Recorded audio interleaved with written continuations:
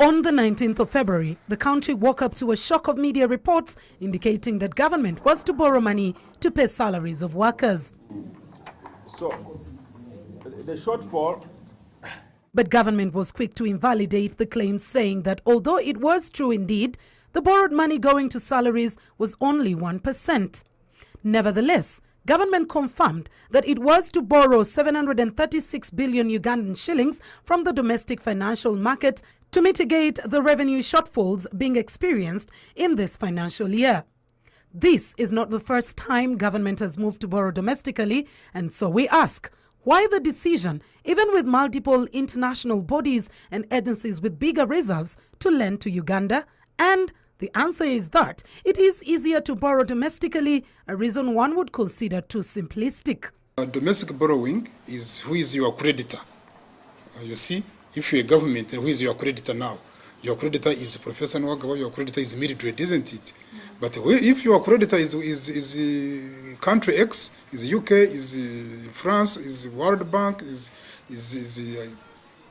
IDA, of course, now these are creditors, they have specific period of payment, you cannot breach the payment contract, and you have to pay the interest at that particular date. But if you have borrowed from inside, you have borrowed from within, domestic borrowing, maybe you have some leverage. Most of the domestic borrowing is done to cover recurrent expenditure, accruing from government's expenditure being much higher than the revenue collected.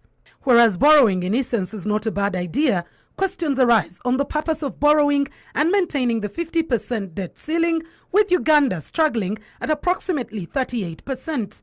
The debt may not be exceeding the IMF World Bank threshold of 50%, but the problem is, one, when you borrow, are you implementation ready? Are you ready to implement? And this is where we have been having problems. You find that we borrow, but we are not ready to utilize exactly that money we have borrowed. As the discussion on domestic borrowing continues, the debate goes further to the capacity of the current 24 commercial banks to lend to government and still run stable economic records. If you add up all the financial assets in these commercial banks, the one people call money in these commercial banks, that total portfolio is very small. It cannot manage the needs of the people in terms of the investment areas that people want. With an evident insufficient financial portfolio of the commercial banks currently standing at 22 trillion, by borrowing from local banks, government would in fact be suffocating them even more. This 22 trillion financial portfolio of all the 24 commercial banks can be broken down as follows.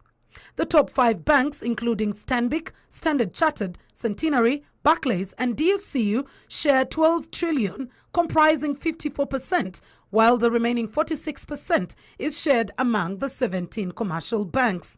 It is not good news. It is not good news. I want everybody to understand this. Why?